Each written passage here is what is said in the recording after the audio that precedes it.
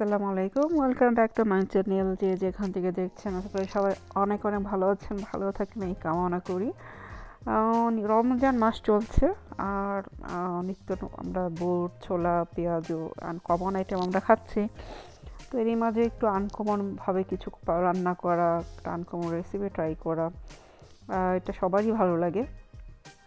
আমি আজকে নিয়ে আসলাম পালং শাক দিয়ে দুইটা নতুন ধরনের টাইপের পাকোড়া রেসিপি। আশা করি আজকের রেসিপি আপনাদের ভালো লাগবে।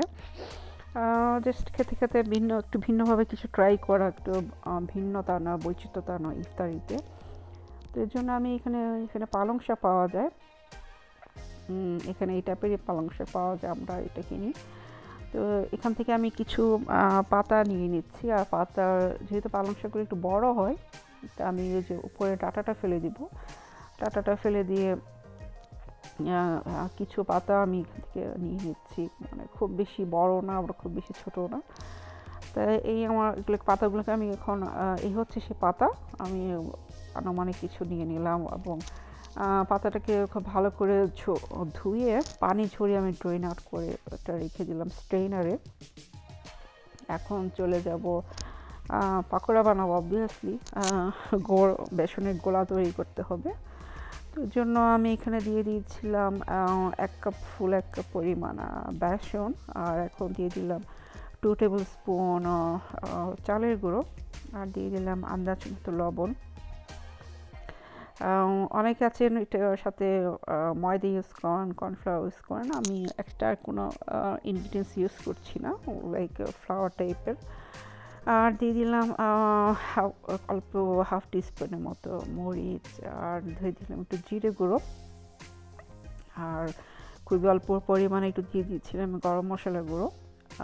দিয়ে আমি এখন এটাকে একটা ব্যাটার বানিয়ে নিব। আমি জানি অনেকেই আছেন হলুদ ইউজ করেন, আদা রসুন ইউজ করেন। আমি আসলে এত কিছু ইউজ করি না। স্টিল আমার মনে হয় এটা ব্যাটারটা পারফেক্ট হয় এবং ইয়ামি হয়। তো আমি এখন অল্প অল্প করে পানি দিয়ে ব্যাটারটা বানিয়ে নিব। পানি আমরা সবাই জানি খুব বেশি একসাথে দিতে হয় না, কারণ এটা লিকুইডই হয়ে যেতে পারে। আর দিয়ে দিচ্ছিলাম অল্প পরিমাণে একটু তেল, যেটা পাকোড়াটা করার পরে মুচমুচে ক্রিস্পি থাকে এবং যেন এটা ভাজার পর অনেকক্ষণ এটা ক্রিস্পি থাকে, মুচমুচে থাকে, খেতে দেরি হলেও। সো আপনারা আশা করি দেখতে পাচ্ছেন ব্যাটারটা পারফেক্টলি ডান। আমি দেখিয়ে দিলাম, আলহামদুলিল্লাহ, মানে খুব বেশি পাতলা হয়নি আবার খুব বেশি ঘনও হয়নি। আর এখন এই যে পাতা যেগুলো নিয়ে নিয়েছিলাম সেগুলো থেকে আমি আসলে এক্সট্রা ওয়াটার ঝরিয়ে নিচ্ছি একটু পেপার টাওয়াল দিয়ে। একটু সফটলি একটু করতে হবে, বেশি জোরে করা যাবে না। জাস্ট আমি একটু সফটলি চেপে চেপে পানিটাকে ঝরিয়ে নিচ্ছি, যেহেতু আমরা এটাকে পাকোড়া ফ্রাই করবো তেলে। তো আমি এর মাঝে তেলটা আগে দিয়ে দিয়েছিলাম গরমের জন্য। তো তেলটা যখন গরম হয়ে আসলো তখন সেই বেসনের গোলায় পাতাগুলোকে ডুবিয়ে আমি এখন ভেজে নেব। তো আপনারা দেখতে পাচ্ছেন আমি আস্তে আস্তে দিয়ে দিচ্ছি এবং জালটা মানে পারফেক্টলি হিট ছিল এবং খুব ভালো করে এগুলো হয়ে আসছে। এবং আমি বলবো এটা খুবই আমি রেসিপি, ট্রাস্ট মি। আপনারা অবশ্যই আমি আশা করি ট্রাই করবেন। এটা আপনারা পুঁই শাকের পাতা দিয়েও করতে পারেন। আমি মাঝে মাঝে এটা পালং শাকের পাতা দিয়ে একবার করেছি, এটা আবার করলাম। তো আমি দেখলাম যে খুবই ভালো হয়েছে, টেস্টটা তো ভালো না যে আপনাদের সাথে শেয়ার করি, একটু নতুন কিছু ট্রাই করা। তো এক পাশে যখন হয়ে গেল তখন আমি আরেক পাশে এরকম উল্টিয়ে পাল্টিয়ে এগুলোকে ভেজে নেব। এবং আপনারা আশা করি দেখতে পাচ্ছেন যে ক্রিস্পি কালার, মুচমুচে কালার দেখে বোঝা যাচ্ছে যেটা পারফেক্টলি ডান। এবং কীভাবে আমি সবগুলো এগুলোকে তুলে নিব। তো যেহেতু একটা তেলে ভাজা জিনিস, যতটা কম তেল খাওয়া যায় সেজন্য আমি পেপারটা ওগুলো একটু দিয়ে দিলাম যেন এক্সট্রা অয়েলটা শুষে যায়, পেপারটা ওগুলো যেন চলে যায়। তো তৈরি হয়ে গেল আমার ফার্স্ট পাকোড়া রেসিপি। এখন দেখাবো আরেকভাবে।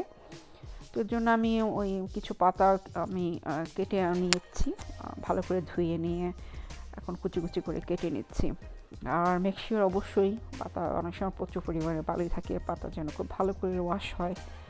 তো পাতাগুলো যখন কুচি কুচি করে কেটে নিলাম, আমি এটাকে একটা বলে নিয়ে নিচ্ছি।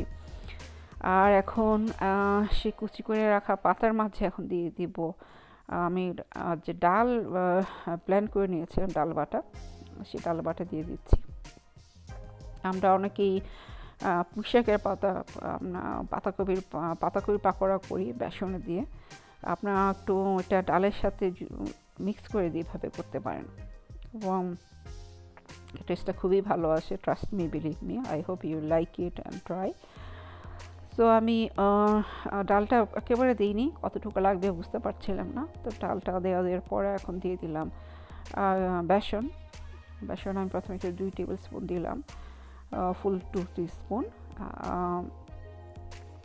টেবিল স্পুন, আর দিয়ে আবার খুব ভালো করে মিশিয়ে নিচ্ছি। এটা খুব আস্তে আস্তে একটু মিশিয়ে নিতে হবে, খুব বেশি জোরে চটকানো যাবে না। আর দিয়ে দিলাম একটু চাট মশলা গুঁড়ো, আর এখন দিয়ে দিব আন্দাজ মতো অবভিয়াসলি লবণ ছাড়া তো আসলে খেতে ভালো লাগবে না। আবারও দিয়ে সব কিছু খুব দিয়ে ভালো করে মিক্স করে নিব, এবং যেহেতু পানিটা ঝরিয়ে নিয়েছিলাম, সেটা খুব পানি আসলে হয়ে যায়নি, পারফেক্টলি এটা মিক্স হয়ে গিয়েছে সব কিছু। তো এখন চলে যাব ভাজাভুজিতে। তো আমি এখন আস্তে আস্তে সেই গোল গোল শেপ করে আমি এগুলোকে তেলে ছেড়ে দিব, আমি এগুলোকে ভেজে নেব। তো আপনারা দেখতে পাচ্ছেন, আর আশা করি আজকের রেসিপি আপনাদের ভালো লাগবে। সময় নিয়ে আমার ভিডিও দেখার জন্য সবাইকে অসংখ্য ধন্যবাদ। এই ব্যস্ততা সবার মাঝে সময়ের খুবই মূল্যবান, সময় একটি খুবই মূল্যবান জিনিস, আর সেই ব্যস্ত সময়ের মাঝে সময় করে যারা আমার ভিডিও দেখছেন, সাপোর্ট করছেন, সবাইকে অসংখ্য ধন্যবাদ।